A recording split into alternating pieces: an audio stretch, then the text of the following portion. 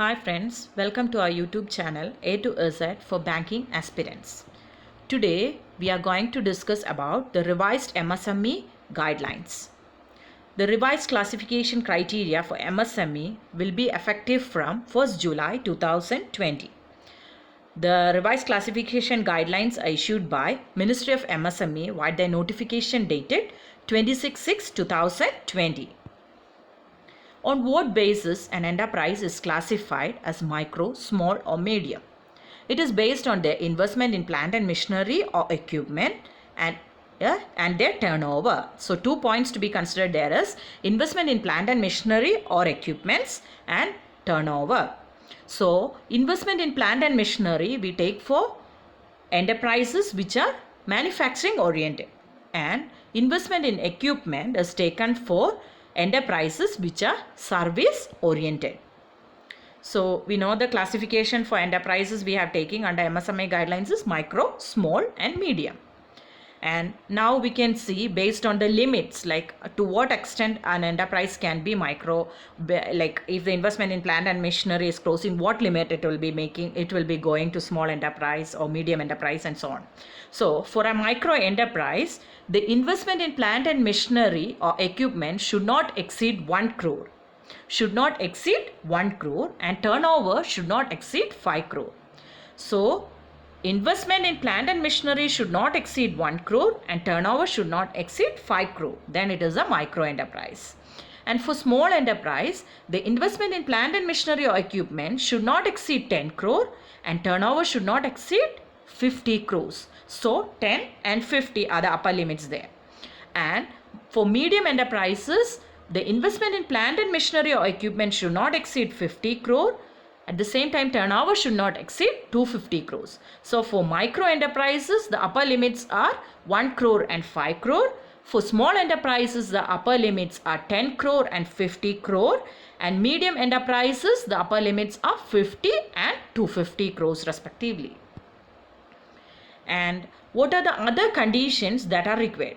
All units with GSTN number listed against same PAN number will be collectively treated as one enterprise.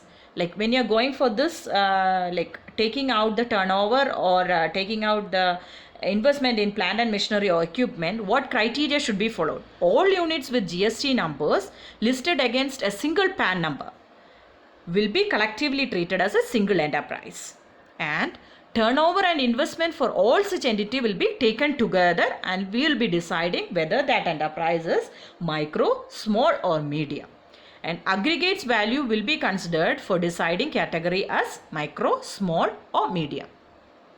And calculation of investment in plant and machinery or equipment, what should be the criteria that we have to follow? It should be as per the previous year's ITR available. And when there is cases where there is no previous ITRs available, a self-declaration from the promoter can be taken for the same. Wherever ITR is available, we have to go up with the ITR for the value of investment in plant and machinery or equipment. And when then prior ITR is not available, in those cases, a self-declaration from the promoter can be taken. This relaxation, however, will be ending when? It will be ending after 31st March of the financial year in which it files the first ITR. Once a company files the first ITR, then from the very next day, we have to go up with that ITR basis. Plant and machinery or equipment here takes the same meaning as that considered as per IT Regulations 1962. IT Regulations 1962 has given some definition for plant and machinery or equipment, and it is like when we are doing the ITR filing, the same is taken into consideration and the exact same meaning takes over here also. And what does the plant and machinery or equipment includes? It includes all tangible assets, that means that which can be touched or seen. That can be touched, all tangible assets except land and building, furniture and fixtures. Land and building can't be included. At the same time, furnitures and fixtures can also be not included. The purchase value of the plant and machinery or equipment will be considered based on the invoice, and that value will be taken excluding the GST value. That value will be taken excluding the GST value. And for calculation of turnover, how it is done? export value of goods or services, or both shall be excluded while calculating turnover. So export value is excluded while we are calculating the turnover. And information on turnover will be linked to IT Act, CGST Act and GST-IN.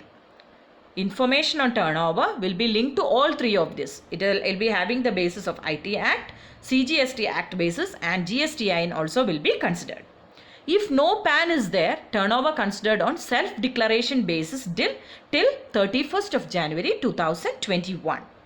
If no PAN number is available, then we will be considering turnover based on a self-declaration, that too only till 31st March 2021. From April 2021 onwards, PAN and GST-IN is mandatory. From April 2021 onwards, PAN as well as GST-IN is mandatory. And what is the criteria for what is the steps that has to be followed for becoming a micro, small or medium enterprises? Registration is required in Udyam registration portal. Udyam registration portal, registration is mandatory. What does Udyam means? Udyam means an enterprise. So registration should be done. Registration can be done based on a self-declaration. There's no requirement for uploading any papers or documents in the website, and no fee is also involved. However, we have to make sure that Aadhaar number is there, as Aadhaar number is a mandatory requirement for registering in Udyam registration portal. On registration of Udyam, or what I already said, it is an enterprise. On registration of an Udyam, a permanent identity number known as Udyam registration number will be obtained. That is, whenever an MSME enterprise is registered in an Udyam registration portal, a permanent identity number will be allotted, and that is known as the Udyam registration number. For further any documents or anything you need, that number has to be quoted. An e-registration certificate will be issued on completion of registration. Once you have completed all the registration formalities by entering all whatever details are required, you will be offered an e-registration certificate. And no single enterprise should file more than one registration on the portal. We have already said all those coming under register, all those GSTINs registered under a single PAN ID will be taken as a single enterprise, and no single enterprise should file more than one registration in the portal. So I hope the video on MSME reclassification is recategorization structure is clear. In case of any doubts, please feel free to put it in the comment section. We will be clarifying those, and the next section which is coming up shortly will be DICGC. If you like the video, please remember to share it with your friends. Thank you so much.